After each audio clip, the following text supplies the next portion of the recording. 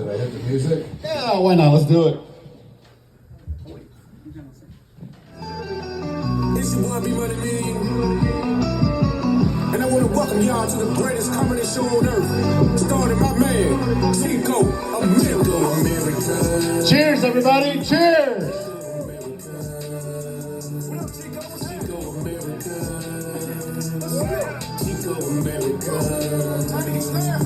Oh, yeah.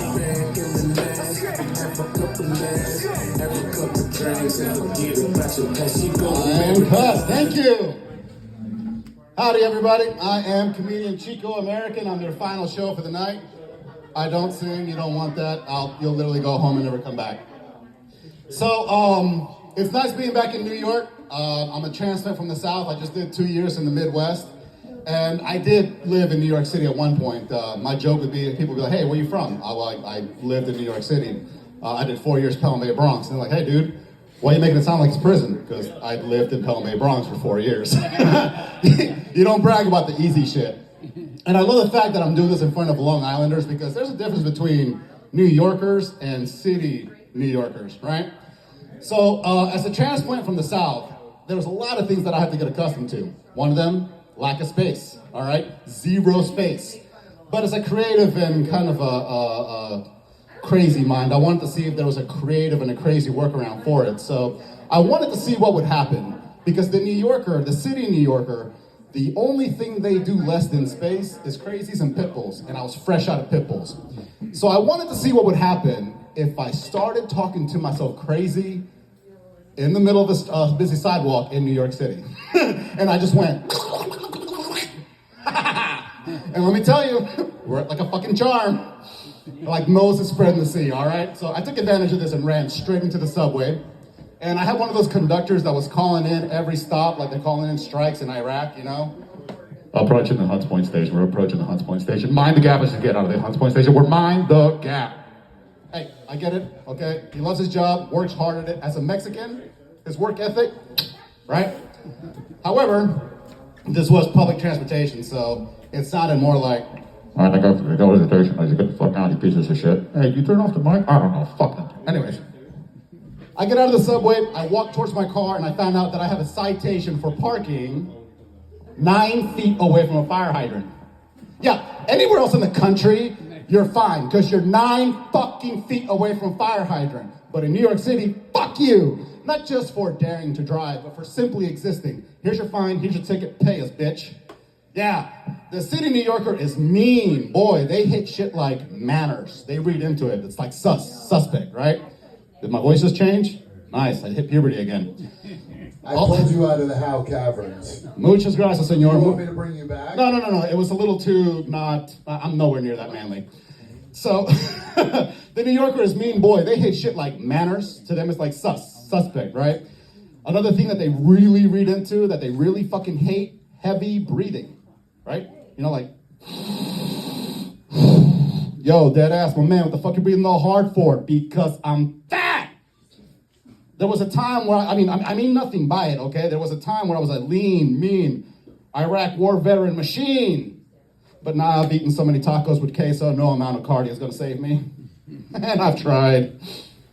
Dating in New York City is a completely different thing if you're from the South. For a lack of a better word, the New Yorker's kind of advanced, okay? Some of the ways, like, if you ever listened to me courting a woman in New York City, it sounded like I was setting sex boundaries with hookers. What do you like, Poppy? Regular shit. I'm a regular dude. Tits, ass, mouth, vag, that's it, okay? No butt play, no pegging, no feet, no pee.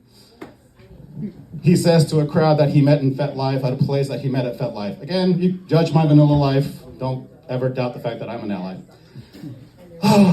It's just, to us Southerners, it just seems like the New Yorker had to grow up so fast that regular sex got boring for them around the 7th grade and they had to spice it up. And on that note, if a bitch peed on you because it's her kink, clap your hands. Yeah. You too. I always get one in the crowd. Yeah, it's okay. I got her back. I was like, oh, okay, do you want to play? Okay, I used to teach construction workers in construction sites in New York City. So I went out. I drank that hate-fueled coffee, right? I drank that disgusting ass water. You know the kind. I drank protein shakes with protein powder and vitamins and veggies all ground up. And I held it in all day. And I waited till I got home and I was like, hey, babe, you want to take a shower together? And I waited till she got into the shower and I held the door closed before I... Yeah. It hit her with the force, like the 1963 cops hosing down the activists, right? It was powerful. It was potent. It wasn't just yellow. I'm from the South. It was yeller, and so was she. She was hollering. Now, I don't mean to kink shame, all right? It's just for the love of God, ladies, you know, they say in FetLife, consent is sexy. So please check with us before you try some new shit in the bedroom. I remember this one time I was getting the oral pleasure, right? And before I had a chance to react, before I knew what she was doing, she just grabs my boys and just goes, oh, why? Why? God, no. She immediately starts freaking out. She's like, I'm sorry, I thought it was your kink. What kind of fucking kink? Yeah, it takes a second for the boys to come back down, right? She goes, I thought it was your ball-busting kink. Ball-busting kink? What the fuck is that? So she takes out her phone, and she shows me a video of this guy, and he's allowed this woman to tie his legs, tie his arms. He literally can't touch his shit. And she would punch him in the balls, say, no, it's okay, babe, and blow him. Literally, she'd be like, punch him in the balls, and be like, oh, no, babe, it's okay. She'd elbow him in the balls, be like, oh, no, baby, it's okay. She'd kick him in the balls, be like, boo, oh, no, baby, it's okay. And I'm like, fucking why? How boring is regular sex for y'all? Now, that's my entire set. It's my first time performing in a couple months. And if you like that set, that's one part of my 1-hour comedy special, Misadventures, right? Free on YouTube. And if you'd like to support me, besides, like subscribing and watching, please buy a Chico Amerikan comedy hat. Really helps me out. All right, so I always close out my sets in the exact same way. All right, I was born Carlos Augusto Hinojosa Salomon. My name is Carlos Augusta Simpson, and I am Chico Amerikan. Night.